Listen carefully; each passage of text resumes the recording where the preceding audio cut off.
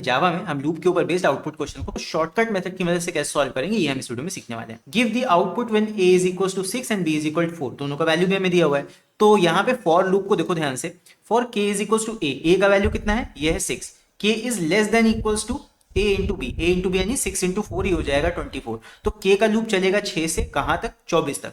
और आगे कंडीशन क्या दिया हुआ है, यहाँ पे सिर्फ k प्लस प्लस नहीं है, यहाँ पे है k plus is equal to a, यानी कि जो a का वैल्यू है उससे हर बार तुम्हारा k का वैल्यू इंक्रीमेंट होगा। यानी कि पहले k का वैल्यू 6 रहेगा, फिर 6 के बाद 6 ऐड होकर 12 हो जाएगा, फिर उसके बाद 6 और ऐड होगा, फिर 18 हो जाएगा, एंड उसके बाद 6 और ऐड होकर ये हो जाएगा 24। जैसे ही हम 24 पे आ जाएंगे वहां पे कंडीशन हमारा क्या हो जाएगा, फॉल्स हो जाएगा उसके ऊपर जाने पे। तो यानी कि 24 तक ही हमारा लूप ये चलेगा। तो ये 4 वैल्यूज तुम्हारी k की होंगी। तो यहाँ पे क्या दिया हुआ है, if k mod b is double equal to 0, अगर किसी भी k के वैल्यू पे मॉड b करने पे रिमाइंडर 0 आ रहा है, b का वैल्यू कितना 4, तो कोई भी टर्म अगर 4 से पूरा पूरा डिवाइड होगा, देखो 6 तुम्हारा 4 से डिवाइड नहीं है, तो यहाँ पे कंडीशन क्या होगा, फॉल्स।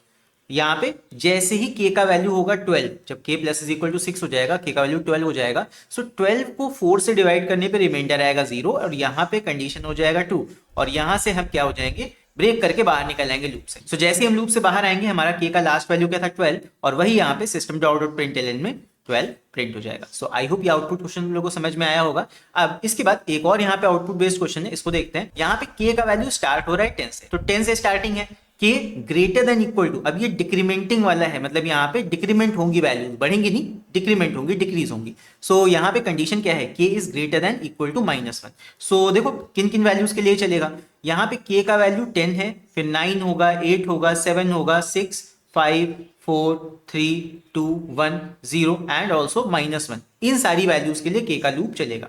अब यहाँ पे एक चीज का ध्यान रखना, जब भी लूप के बाद अगर कर्ली ब्रैकेट नहीं लगा होता है, यहाँ पे कर्ली ब्रैकेट नहीं लगा है, तो लूप के जस्ट बाद वाला स्टेटमेंट तो हमारा लूप से जुड़ा हुआ होता है, मतलब ये लूप के अंदर है, बट ये जो आगे वाला system dot out dot print ln k into 4 है, ये तुम्हारा लूप के बाहर है, ये तुम्हारा लूप के आउटसाइड है, ये लूप से नहीं कनेक्टेड है। जब सारा का सारा लूप रन हो जाएगा, लूप का एसओपीएलएन प्रिंट हो जाएगा, लास्ट में जो k का वैल्यू होगा वो यहाँ पे प्रिंट होगा। तो यहाँ पे देख लो क्या आउटपुट आएगा, system dot out dot print ln k into 2, हर बार जो तुम्हारी k की वैल्यू है उसमें मल्टीप्लाई बाय 2 करके ये आउटपुट दे देगा। तो फाइनली जब हम लूप के बाहर आएंगे तब क्या होगा, k की वैल्यू -1 लास्ट थी, -1 के बाद -2 भी होगी, और -2 की वैल्यू पे ही हम बाहर आएंगे।